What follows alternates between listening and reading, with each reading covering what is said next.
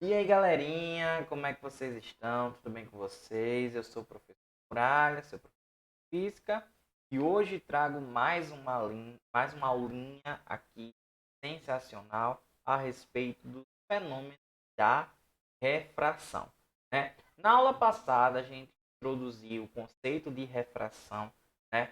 A gente viu que a refração nada mais é do que a passagem de um meio para o outro, né? Quando a luz ela vai acabar sofrendo aí alteração na sua velocidade, alteração no seu comprimento de onda, mas nunca alterando a sua frequência, né?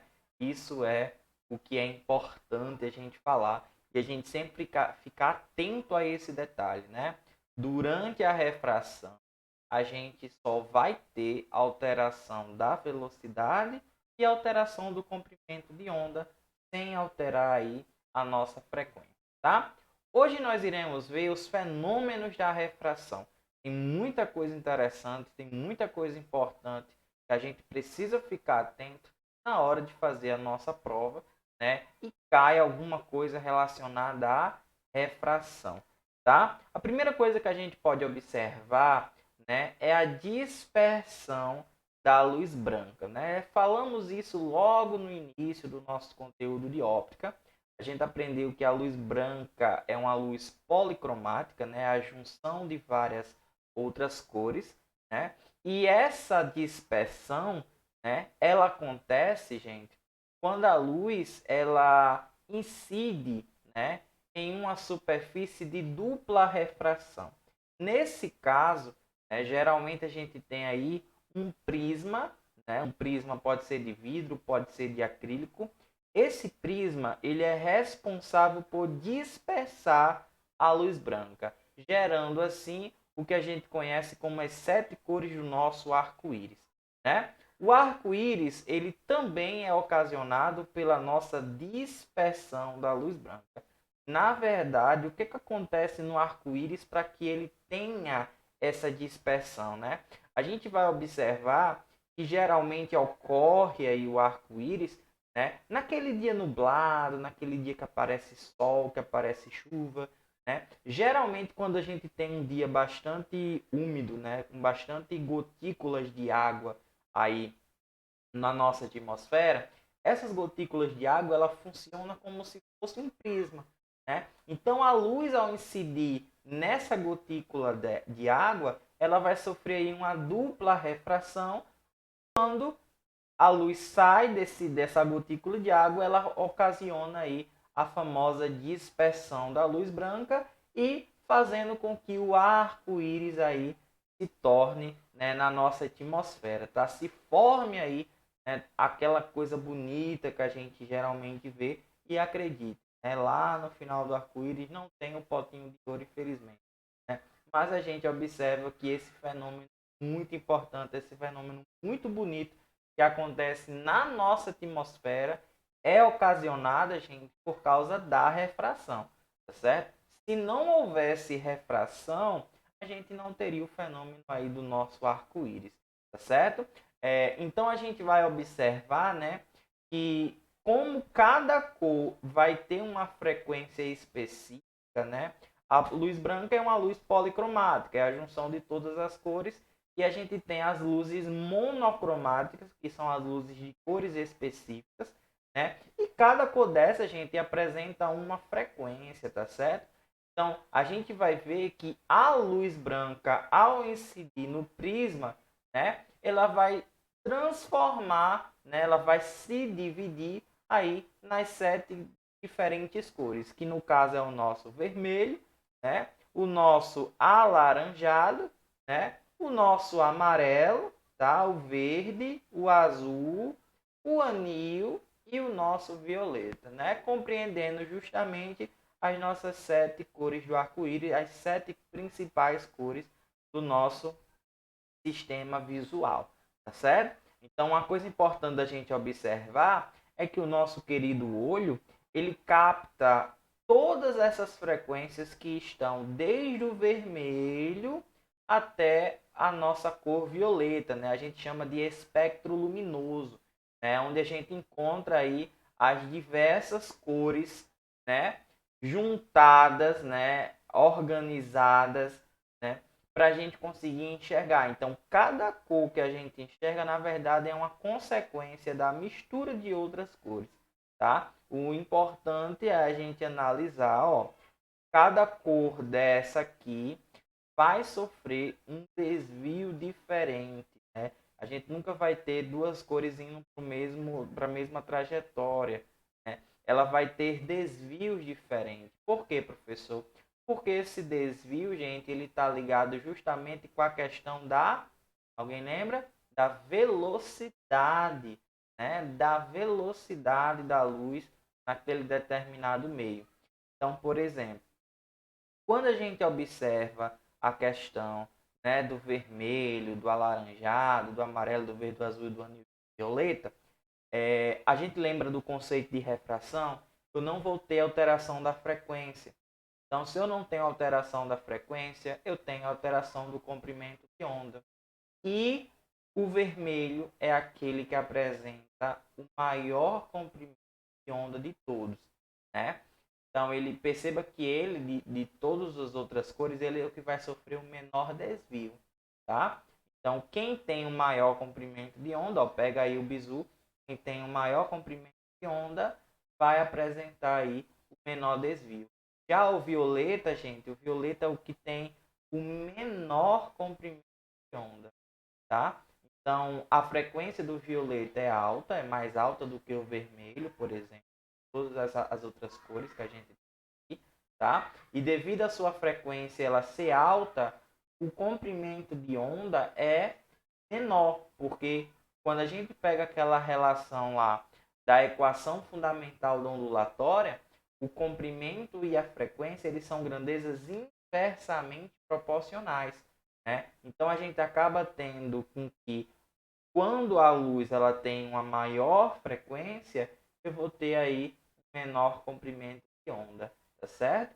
Então o violeta ele tem um menor comprimento de onda e ele é o que vai sofrer o maior desvio, né? Aí de todas as cores, tá certo? Então fique atento a esse detalhe do desvio, porque eu já vi questões envolvendo essa questão de perguntar qual é a luz que está indo para qual sentido, qual trajetória, e você tem geralmente um raio ali em cima do outro e pergunta se é o amarelo, se é o azul, se é o anil, se é o vermelho, tá? Então é bastante importante a gente se atentar à sequência de cores. Eu tenho vermelho, alaranjado, amarelo, verde, azul, anil e violeta, certo? Bom, outro fenômeno que acontece, né, que a gente tem aí bastante na refração, é uma coisa assim bem intrigante mesmo, é observar uma posição aparente das coisas. Não sei se vocês já observaram, mas quando a gente olha para o fundo de uma piscina, para o fundo de uma praia, a gente vê o fundo dela bem próximo, né, ali da superfície, né? Inclusive isso, gente, infelizmente é o que causa aí cerca de 70 a 80% de causas, né, de afogamento de crianças, tá? As crianças olham para a piscina, vê o fundo bem ali próximo, acha que está raso, quando pula, aí percebe que infelizmente não está raso, né? Gente, isso acontece por quê? Porque vamos lembrar que quando a luz ela passa de um meio para o outro, né? Grande parte da luz ela refrata, né? E essa refração que acontece, se o raio incide obliquamente, vai haver desvio. A gente vai ter um pequeno desvio na trajetória desse raio, fazendo com que a imagem formada ela sofra uma modificação em relação à sua distância. Olha só, né? Então, perceba que essa alteração da distância faz justamente o fundo da piscina ficar mais, né, próxima da gente, mas na verdade, né, nem sempre isso acontece, tá certo? Então, isso acontece graças à nossa refração, tá? Então, a refração ela ocasiona essa mudança de posição, tá? Essa mudança aparente na imagem formada. Lembra que eu falei que grande parte da luz ela refrata? Sim. Por que eu falei isso? Porque a gente tem uma pequena porcentagem que vai refletir, né? Até porque, gente, para a gente conseguir enxergar, eu tenho que ter reflexão, tá? A minha onda de luz, ela tem que refletir. Então, vai haver reflexão? Vai. Vai haver refração também? Vai. Mas para mim conseguir enxergar, tem que ter a reflexão, certo? Então, grande parte refrata, mas também uma parte aí reflete, certo? Isso traz uma coisa legal, que é o estudo de uma situação que é chamada de dioptro plano. Não sei se vocês lembram no início da nossa aula de refração, mas eu falei que a superfície que separa os dois meios de incidência aí do nosso raio de luz é chamado de dioptro plano, né? Então, a partir de agora, a gente vai analisar o que significa, o que é esse dioptro plano, né? Para chegar aí em algumas conclusões importantes que muitas das vezes caem nas provas, caem nas listas de exercício e a gente às vezes não sabe como é que proceder com isso, né? Então, gente, o dioptro plano ele é um conjunto de dois meios homogêneos e transparentes separados por uma superfície plana que a gente geralmente chama de S. S de superfície, tá? Então, por exemplo, geralmente a gente tem o dioptro quando eu tenho o ar e a água, né? Por eles serem transparentes, por eles serem homogêneos. Inclusive a gente não sabe, né? Não sabe diferenciar muito bem a superfície do ar e da água. Se a gente parar para ver, pensar na piscina, né? A gente meio que vê uma coisa só, né? Então isso daí é caracterizado como sendo um dioptro plano, tá? Então temos duas situações que o dioptro plano ele influencia, tá? O primeiro caso é quando a gente olha para a água, a gente está no ar e olha para a água, né? Então olha só, quando a gente olha para a água, a gente está no ar e olha para a água, o que acontece, né? Acontece uma coisa bem interessante, que é o quê? Olha essa figura aí. Olha essa figura aí, né? Primeiramente, para a gente conseguir enxergar aqui no ar o que está dentro da água, é possivelmente a luz entrou na água, bateu no objeto, refletiu e foi para o outro meio, né? Então a gente tem aí teoricamente três coisas acontecendo: a refração, porque a luz entrou na água, a reflexão, porque acabou batendo no objeto, e houve novamente uma refração, porque saiu da água para o ar, né? Então houve novamente uma refração. Porém, quando eu enxergo aqui, ó, eu vou enxergar algo mais direto, né? O que eu enxergo, né? Eu enxergo como se o raio tivesse ido direto. O problema é esse. Por quê? Porque quando eu enxergo para debaixo da água, gente, a imagem que se forma aqui, ó, que eu chamei de pelinha, tá certo? Ó, essa imagem aqui, né? Que é pelinha. Olha só. Ela vai estar em relação ao objeto real, tá certo? Ó, mais próxima do meu olho. Ah, professor. Então, peraí. Peraí que eu já tô começando a entender esse negócio aí. Ó, eu tô olhando para debaixo d'água, né? Tenho aqui o meu objeto, mas só que eu não vejo ele aqui. Eu vejo ele aqui em cima, ó, por causa justamente do raio de luz, né, que refratou quando saiu da água para o ar, ó. Então eu vejo como se tivesse linha reta, tá vendo aqui, ó, em linha reta, essa linha retazinha aqui, ó. Essa linha retazinha aqui, gente, ó, é o que vai gerar a minha imagem. Tá aqui, ó, minha imagem é essa daqui, tá? Mas meu objeto ele tá aqui embaixo, ó, ó, tá? Isso geralmente, gente, acontece, por exemplo, quando a gente vai para uma lagoa, quando a gente vai para uma praia, que vê um peixinho lá embaixo d'água e a gente vai tentar pegar e nunca consegue pegar. Por que a gente não consegue pegar? Porque justamente, o peixe não está onde você está vendo, ele está mais abaixo, tá? Então, quando a gente tenta pegar ele numa posição que ele não está, quando ele sente que você vai pegar, ele foge, né? Então, consequentemente, se você fosse aqui, nesse momento, pegar um peixe, você teria que lembrar dessa aula, lembrar de que a imagem ela se forma antes que o objeto está e fazer força para sua mão ir mais longe, ó, para você conseguir pegar o peixe, tá? Então, praticamente é isso que acontece. Eu vou dar outra visão aqui, ó, nessa outra imagenzinha aqui, que a gente pode analisar algumas coisas aí.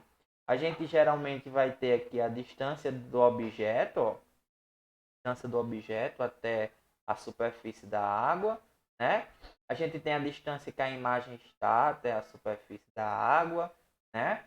Tudo isso aí importa, tá certo, gente? No cálculo aí do de outro plano a gente vai entender já já esse caso aí, tá? Então lembra, se eu olho de um meio menos para um meio mais, ou seja, se eu estou no ar e olho para a água que tem um meio refringente muito maior, eu sempre vou ver, ó, eu sempre vou ver a imagem, né, mais perto do que o objeto realmente está, tá? Então a imagem está mais perto, o objeto está mais longe, tá? Isso acontece, ó, inversamente no segundo caso.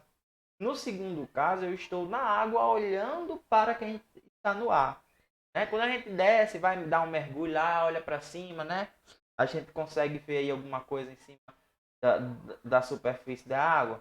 Pronto. Aqui é essa situação, ó. Eu estou aqui embaixo, eu estou aqui no meio mais refringente da água, né? O índice de refração da água é maior. Olho para cima e olha que interessante, né? Quando eu olho para cima, né, eu vejo a imagem, ó, mais distante, né? Eu vejo a imagem mais distante. Na verdade, o objeto está mais perto, né? Ó, o objeto está aqui, ó, mais perto. Mas como o raio refratou, como o raio sofreu desvio, a gente vai analisar a imagem, olhar a imagem aqui mais longe, ó. Ó, então é completamente o inverso do primeiro caso. Enquanto no caso ar-água, eu vejo o objeto a imagem mais perto, da água para o ar, eu vejo o objeto mais longe, né? Isso acontece por causa da nossa refração, tá? E por causa também da mudança de meio, tá certo, gente? Ó, então eu tenho aqui P, ou também pode ser chamado de DO, tá certo? Que é a distância do objeto.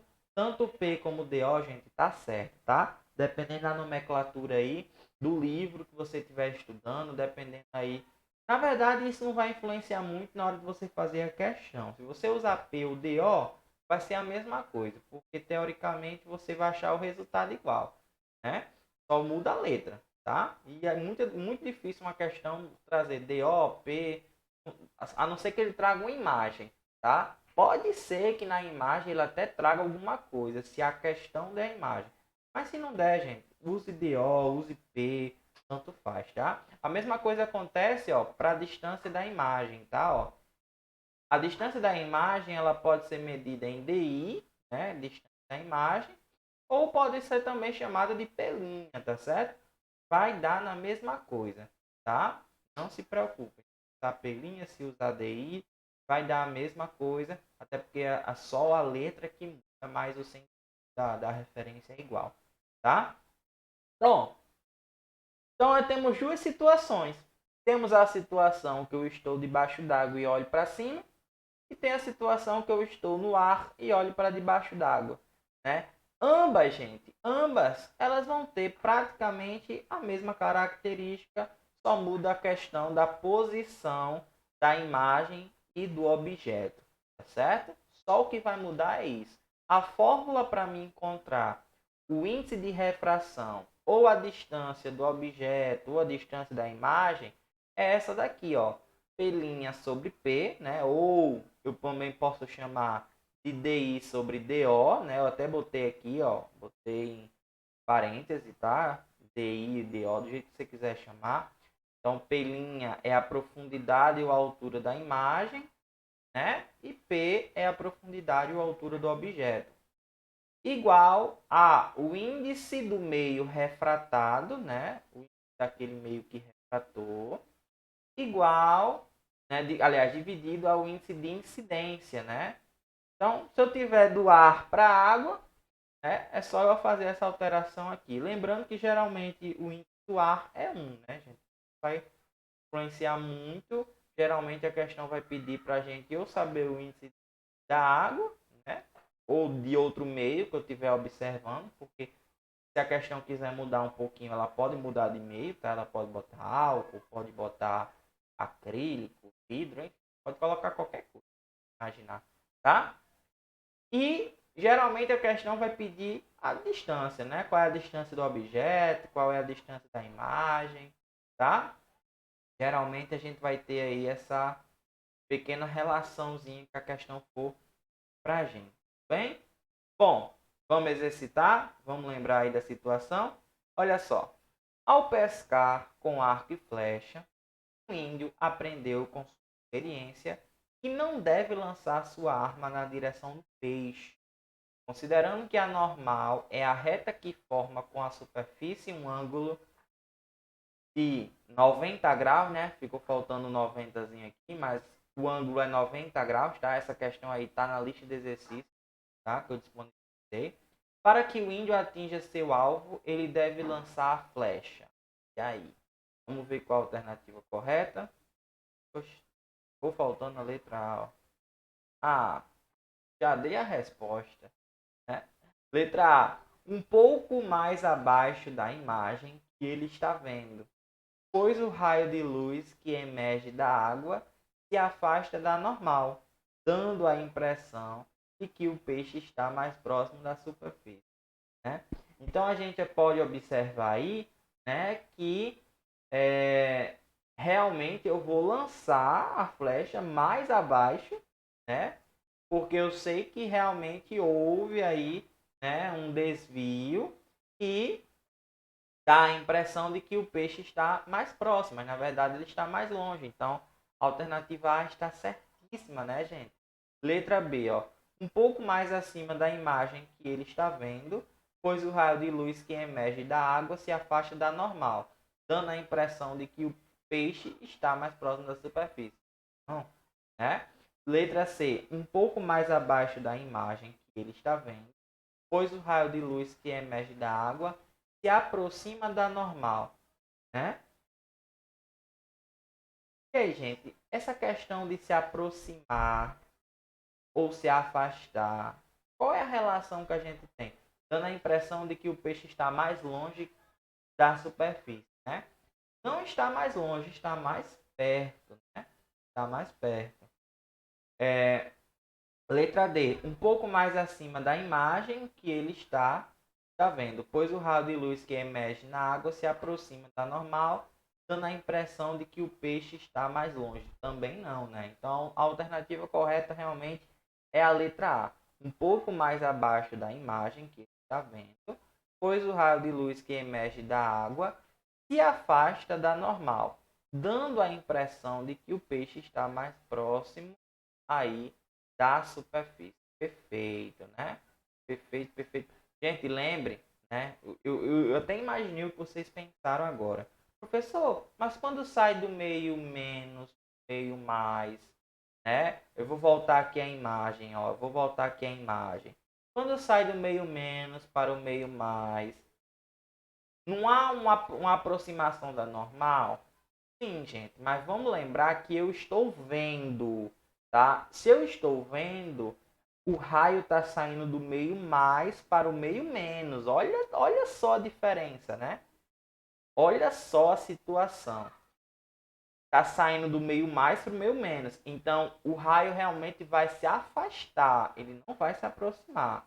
Cuidado com essa pegadinha aí, porque realmente poderia deixar aí você em dúvida com qual alternativa você marcava, né? Então, cuidado com essa afirmação, tá?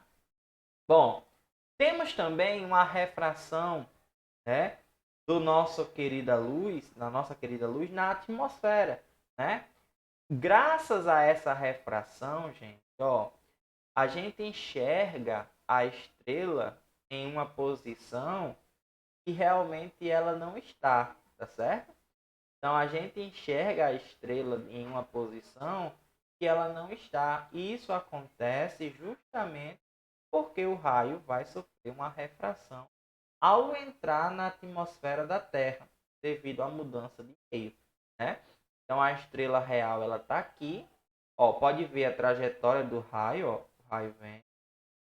Quando chega na nossa atmosfera, ela sofre um desvio. Só que a imagem ela vai seguir como se estivesse em linha reta. Então, ó, a linha reta desse raio que refratou é aqui. Então é como se a gente tivesse, é como a gente estivesse vendo a estrela aqui. Mas na verdade ela está aqui, ó. A gente vê ela aqui, mas ela está mais afastada, tá? Isso acontece, ó, também com relação à Lua, tá bom? Ó, a gente tem a Lua mais próximo da Terra, só que a gente vê ela mais longe, tá? A gente vê ela, ó, mais longe, tá? O Sol, mesma coisa, ó. O observador aqui, tá vendo, ó? O observador tá aqui. Aí, ó, o que vai acontecer? O objeto tá aqui. Quando o raio vem, ele refrata. Aí eu vejo ela aqui, ó. Tá? Geralmente isso acontece, como eu posso dizer, na linha do horizonte, tá? Você olha para o horizonte e você consegue ver aí a imagem do Sol a partir dela, justamente por causa da refração, né, da nossa luz. Na verdade, a linha do horizonte ela tá aqui, ó, entre o meio da imagem e o meio do objeto. É como se a gente pegasse essa linha do horizonte como referência, tá? Eu estou olhando, né? Na verdade, a imagem ela vai estar mais afastada, né, da linha do horizonte e o objeto também, tá? Isso acontece devido à refração, ok? O avermelhado, o alaranjado, aquela cor bonita que o sol está se pondo, isso também acontece devido à refração da atmosfera, tá? Quando a luz ela está ali tendo um desvio grande, quando a gente está tendo uma dispersão da luz, né? Tá com aquela cor bonita no pôr do sol, geralmente isso vai acontecer. Eu vou ter uma impressão, né? Eu vou ter uma consequência de uma grande quantidade de luz, um pouco maior do que as outras. Isso vai acontecer e vai me dar aí uma cor diferente, tá? Na hora do pôr do sol. Então, seja avermelhado, seja laranjado, seja a cor que você estiver vendo, é bonito, né? Mas a gente consegue ver aí essa presença, né, dessa cor, tá? Devido à refração da luz naquele meio, tá? Bom, nós temos uma situação bem legal, uma situação que cai muito nas provas, né? Que é o que a gente chama de reflexão total. Antes de a gente entrar na questão da reflexão total, a gente tem que entender o que é um ângulo limite, tá? Então, na refração, a gente vai ter um ângulo limite, né? E aí, desse ângulo limite, a gente consegue tirar esse fenômeno chamado reflexão total. Então, perceba, dentro da refração, a gente tem um fenômeno chamado de reflexão total. Então, você tem que ter cuidado na hora de responder as questões, na hora de analisar as questões, porque reflexão total ela acontece devido à refração e não exatamente pela reflexão, tá? Então imagina que eu tenho aí, ó, vou botar aí um aquário, eu encho um aquário de água, tá? E aí eu tenho um meio, que é o meio ar, e o meio 2, que é o meio água, certo? Aí eu vou colocar aí uma lanterna embaixo da água, né? Essa lanterna vai emitir um feixe de luz saindo da água para o ar, tá? Então, perceba que eu estou saindo do meio mais para o meio menos, que é bastante importante a gente atentar, tá?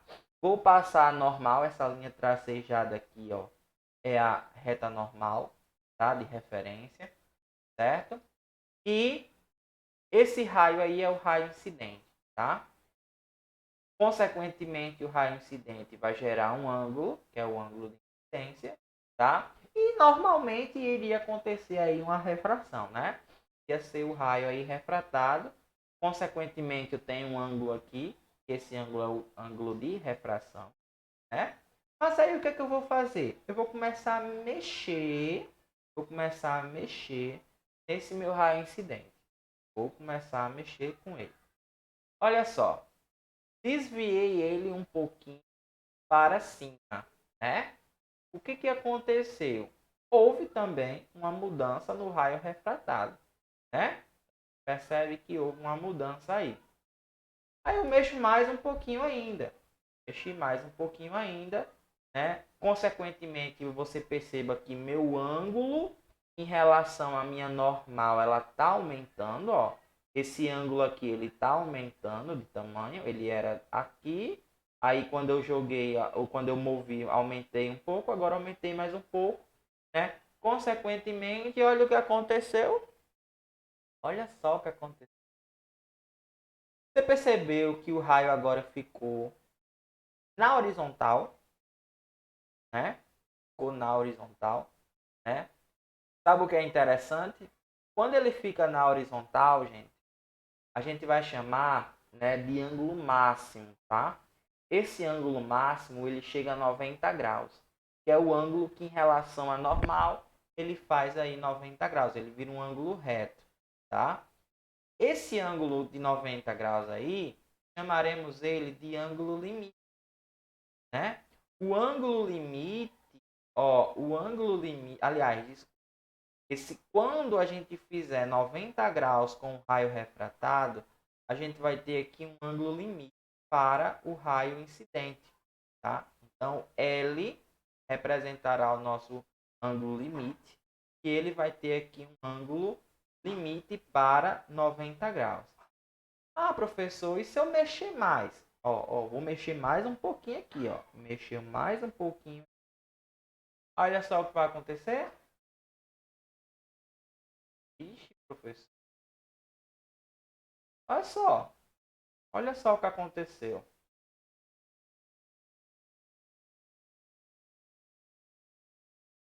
O que aconteceu, gente? Você percebeu o que aconteceu? Eu deixei de ter um raio refratado e agora tem um raio refletido. Isso a gente vai chamar reflexão total, certo? Então, deixa eu complementar na tua cabeça isso. Vamos lá. A reflexão total, ela vai acontecer quando o ângulo de incidência ele é maior do que o ângulo limite. Então, para que eu tenha o ângulo limite, eu tenho que ter o raio refratado formando um ângulo de 90 graus com a normal, tá? Então, ó, eu vou pegar aqui esse raio preto, tá? O preto aconteceu normal refração. O laranja, normal refração. Quando eu aumentei o meu ângulo a um certo valor, o meu raio refratado ele formou 90 graus com a normal. Pronto. É a partir daí que eu gero o meu ângulo limite, tá? E se eu passar desse ângulo limite, aí eu tenho uma reflexão chamada de total. Porque ao invés do raio refratar, como geralmente estava acontecendo, o ângulo refletiu. Ah, então, professor, quer dizer que Peraí. Então, quer dizer que a reflexão é sempre que o ângulo é maior do que o limite? Perfeito, gente. Isso acontece quando a gente tem uma superfície que separa dois meios, tá? Sempre que acontecer uma reflexão em uma superfície que separa dois meios, que no caso é o dioptro plano, né? Vai haver reflexão total. O nome é reflexão total, tá? Agora, quando o raio bate numa superfície e não tem separação de dois meios, aí é só o fenômeno da reflexão normal, tá? A reflexão que a gente conheceu aí nas aulas passadas. Agora, se o raio incide em uma superfície que separa dois meios e refletiu totalmente, aí a gente chama isso de reflexão total, tá certo? Isso é muito importante, tá? Então, ó, esse fenômeno ele só ocorre, gente, só ocorre quando a luz passa de um meio mais refringente para um meio menos refringente, que é o que está acontecendo aqui, ó. Eu estou na água, né? Estou na água em cima da superfície, vai para o ar, né? Se eu tivesse no ar indo para a água, isso não aconteceria, tá? A reflexão total, ela só acontece quando eu incido no meio mais para o meio menos, tá? Então, se for o contrário, isso não vai acontecer, tá? Bom, existe um passo a passo, né, vamos dizer assim, para a reflexão total. Isso aqui é só mais para a gente decorar, para a gente fixar melhor, tá, na nossa cabeça. Então, imagina que eu tenho uma situação simples, ó, onde eu pego uma lanterna, né, emito um feixe de luz. Esse feixe até então tá tendo refração, né, só que é uma incidência perpendicular, então não há nenhum desvio, mas tem refração aqui ele sai do meio mais para o meio menos, então ele atravessa a superfície de separação dos dois meios, tá? Aí eu começo a mexer no ângulo do meu feixe, ó, olha só aqui, ó. Eu saí daqui e modifiquei para cá, pronto. Na hora que eu modifiquei para cá, ó, perceba que eu já tive um desvio. Por quê? Porque o meu feixe ele sofreu também desvio, né? Uma angulação em relação à normal. Então eu tenho essa angulação aqui, ó, essa angulação aqui em relação à minha normal, do meu feixe incidente. Então, consequentemente, o meu feixe refratado ele também vai ter uma certa angulação. Ah, isso é o que acontece na refração normal, tá? Aí olha só, chega um momento em que o raio refratado, gente, ó, vai chegar um momento que esse raio refratado, ó, ele vai ser, tá, igual a 90 graus. O ângulo que ele faz com a normal é 90 graus, ó. Aí, nesse caso, a gente vai ter o ângulo de incidência chamado de ângulo limite. É o ângulo limite que vai me dar 90 graus aí com a normal para o raio refratado, tá? Por meio 90 graus, eu tenho aqui um ângulo de incidência que eu chamo de limite. Beleza? Aí, olha só. Vou aumentando, né? Na verdade, essa segunda figura era para ser aqui, mas tá na mesma. A gente tem aqui um aumento do ângulo, consequentemente um aumento aqui, ó, um aumento aqui do ângulo de incidência até chegar em 90 graus, o ângulo máximo de refração, tá? E chega no meu ângulo limite. Pronto. Passou disso, gente, ó, passou do ângulo limite, o ângulo de incidência é maior do que o ângulo limite. Quando isso acontece, aí eu posso dizer que houve uma reflexão total. Ou seja, que o ângulo de incidência é igual ao ângulo de reflexão. Tá? Lembrando, gente, isso só vai acontecer quando eu tiver, tá certo? Uma incidência do meio mais refringente para o meio menos. Se tiver no meio menos, meio mais, eu não tenho essa reflexão total, tá bom? Então, ó, o feixe de luz que é emitido da fonte, né? O ângulo de incidência tem que ser maior do que o de limite. Ficou maior, acabou. há uma reflexão total e eu posso afirmar que o ângulo de incidência é igual ao ângulo de reflexão. Ó, os ângulos são iguais, né? Porque pela definição de reflexão, a segunda lei da reflexão diz que os ângulos têm que ser iguais, tá? Então, o ângulo de incidência é igual ao ângulo de reflexão, sempre que o ângulo de incidência é maior do que o ângulo de... Tudo bem, gente? Bem simples. É só mesmo para a gente fixar isso na nossa cabeça, tá? Professor, como é que eu calculo isso? Gente, o cálculo é simples. Segunda lei de Snell, né? Segunda lei de Snell, aliás, segunda lei da refração, que é a lei de Snell-Descartes, que diz que N1 vezes o seno do ângulo de incidência é igual a N2 vezes o ângulo de refração, né? A gente vai pegar aí a lei de Snell, né? A lei de Snell-Descartes e simplesmente aí, né, substituir o índice de refração, né? Caso a gente precise substituir e o seno, né? Então vai ficar mais ou menos assim, ó.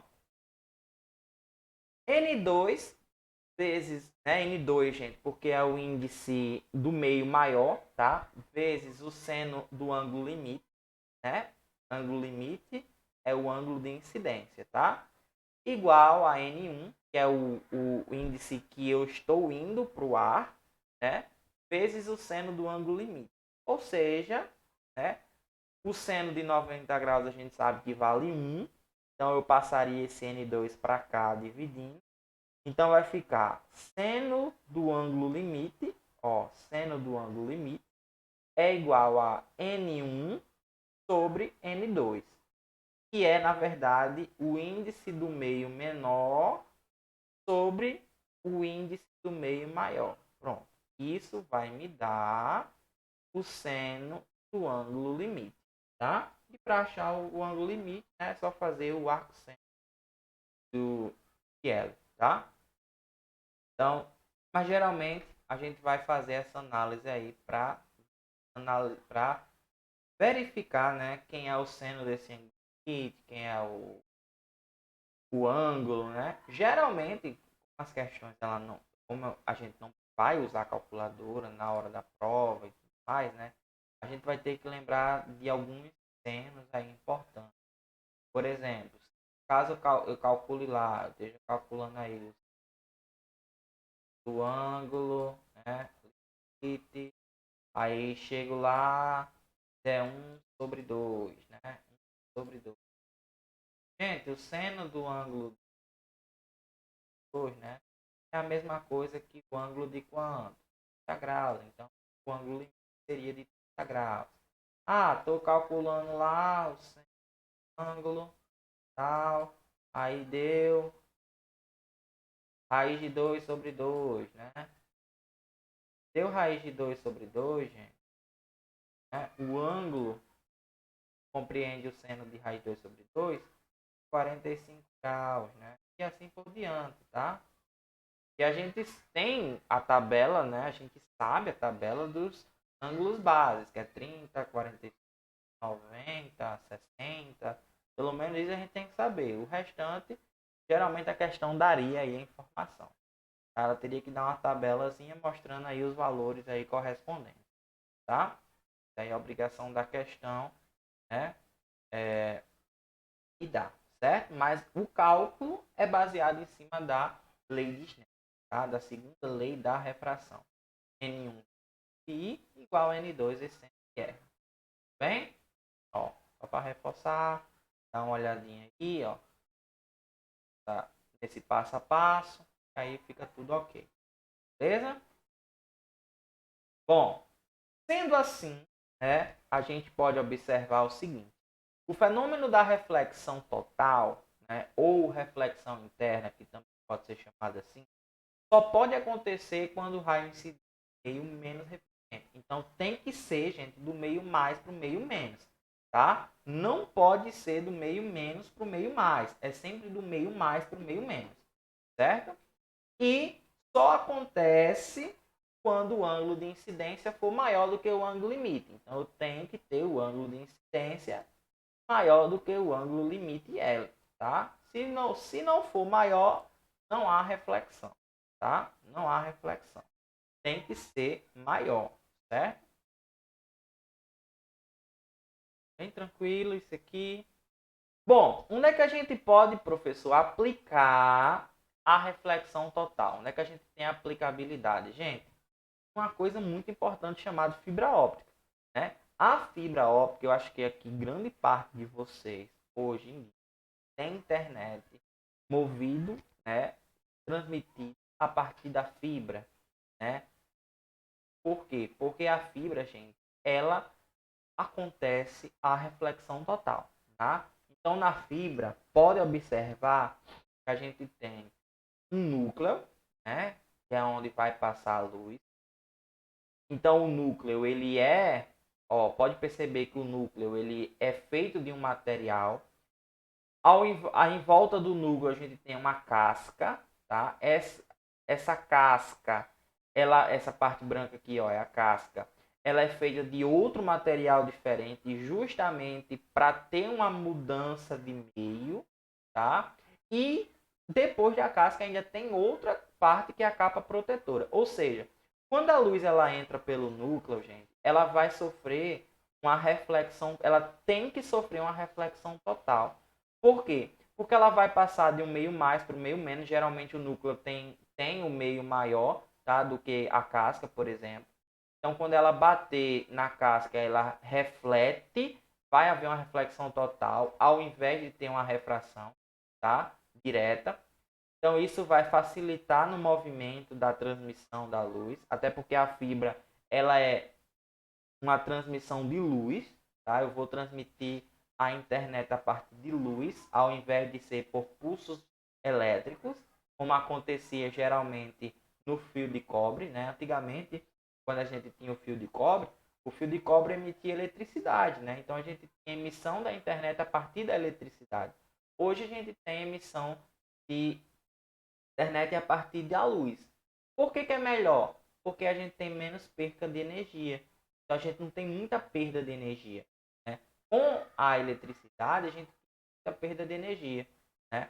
Já aqui não. Aqui a gente consegue ter pouca perda de energia. A gente consegue ter uma velocidade muito maior. Pode perceber que de 2 anos para cá, a gente praticamente triplicou a velocidade de internet que a gente tinha na nossa casa, justamente por causa da fibra, porque a fibra, como é luz, a luz pode transmitir muito mais dados do que a eletricidade. Então a gente tem uma velocidade muito mais rápida. Você consegue chegar com muito mais facilidade, com muito mais velocidade. Então isso facilitou bastante a comunicação, né? Você tem uma velocidade maior, você consegue transmitir mais rápido aí, né, essa internet para qualquer local aí do mundo, tá? É praticamente isso que acontece. Só emite luz, né? A luz ela reflete aqui dentro da fibra, ó, o tempo todo até chegar no seu destino, tá? Então perceba, ó, eu tenho materiais feitos diferentes. Então eu tenho aqui o núcleo, eu tenho aqui a casca, são revestimentos diferentes, tá? Então a luz, quando se depara com isso, primeiro que para essa luz fazer a reflexão, gente, ela tem que a incidência dela tem que ser tudo calculado, tá? Então tem que ser realmente passando do meio maior para o meio menor, onde esse ângulo que ele está incidindo seja maior do que o ângulo limite. Tudo isso tem que ser calculado. Você tem que ter, né, tudo isso feito na hora da emissão dessa fonte de luz. Porque se não for assim, aí a gente não vai ter a reflexão total aí sendo aplicada, tá? Então é praticamente isso que acontece. Acontece também, gente, nas miragens. Eu não sei se vocês sabiam, mas as miragens, elas são frutos de reflexões total, tá? O que acontece na miragem? Vamos lá. Geralmente a gente tem miragem em locais muito quentes, né? Isso acontece devido à densidade do ar, né? Então, essa mudança, essa variação de densidade, né, devido ao aumento da temperatura, né, a gente tem uma pequena ilusão de que em dias quentes e secos, a gente tem poças d'água, imagens de carro, né, ali, né? Alguém que já deve ter passado um dia muito quente no asfalto deve ter visto o reflexo de uma poça d'água, como se tivesse molhado, né? Aquilo realmente não acontece, mas isso é tudo fruto da reflexão total, né? Então, isso vai fazer, pode observar aqui, ó, o ar mais frio, né, mais refringente, refrata no ar mais quente, gerando assim a imagem, né? Essa imagem gerada aqui acontece devido à reflexão total. O ângulo de incidência é maior do que o ângulo de aliás, o ângulo de incidência é maior do que o ângulo limite, tá? Então a miragem ela vai acontecer devido à reflexão total. Então são duas coisas que mais caem nas provas e que a gente tem que ficar com a língua afiada em relação a isso, que são as miragens e as fibras ópticas, tá? Então isso faz com que os raios de luz, sofram reflexão total em camadas próximas ao solo, subam e atingem os olhos de um observador, que terá a impressão de que o solo existe um espelho fornecendo a imagem do objeto. Essa impressão de espelho acontece por causa da reflexão total, né? Então, ao invés do raio totalmente refratar, né, normalmente como aconteceria, ele está refletindo, né? E essa reflexão total vai acontecer porque justamente o ângulo de incidência é maior do que o ângulo limite, tá? Isso acontece devido à diferença das densidades de ar. Bem, vamos para a questão? Olha só, para a gente finalizar a nossa aulinha de hoje. Um professor do curso de materiais da FATEC apresentou aos alunos a seguinte citação: as fibras ópticas podem ser usadas para guiar a luz ao longo de um determinado caminho. A ideia é fazer um raio de luz percorrer uma fibra transparente, ricocheteando entre as suas paredes, desde que o ângulo de incidência do raio da parede e da fibra seja sempre maior do que o ângulo crítico. O raio permanecerá sempre dentro dela mesmo que ela esteja curva, né? Em seguida, pediu para que os alunos respondessem de maneira assertiva a qual conceito físico a citação se refere. A resposta correta esperada pelo professor é, vamos lá, letra A. Acontece isso por causa da difração? B. Polarização. D. Espalhamento. E. Dispersão luminosa. Não, né, gente? Isso acontece devido ao ângulo limite, tá, gente? Então, difração é a capacidade que o ângulo tem de contornar obstáculos. Aliás, que a onda tem de contornar obstáculos. Então, não tem nada a ver até então com essa questão aí da fibra óptica. Polarização é polarizar a luz, é pegar a luz que se propaga em várias direções e fazer com que ela se propague em apenas um. Também não tem nada a ver com a questão da fibra óptica. Espalhamento, né? É a questão de espalhar a luz. A gente também não tem nada a ver com essa questão da fibra óptica. Dispersão luminosa também não. Então a única coisa que poderia fazer com que isso acontecesse é a questão do ângulo limite, né? O ângulo limite, se o ângulo de incidência for maior do que o ângulo limite, a gente vai ter uma reflexão total e isso é o que acontece dentro das fibras ópticas, tá? Mais um, ó. As miragens existem e podem induzir a percepção de que há água onde não existe. Elas são a manifestação de um fenômeno óptico que ocorre na atmosfera. Esse fenômeno óptico é consequência da reflexão da luz ao incidir ao solo quente, reflexão difusa da luz na superfície rugosa, dispersão da luz nas camadas de ar próxima do chão quente. Letra E, difração da luz nas camadas de ar próxima do chão quente. Letra A, refração da luz nas camadas de ar próxima do chão quente.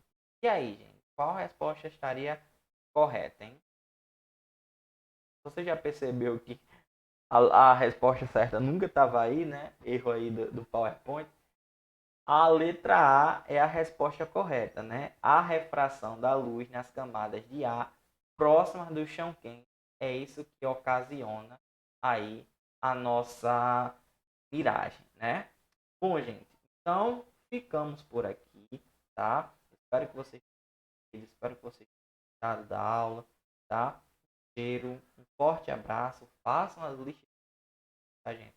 Não deixem de fazer a lista de exercícios, é importante o aprendizado de vocês, certo? Um cheiro, fiquem com Deus, se cuidem e até a nossa próxima aula. Tchau!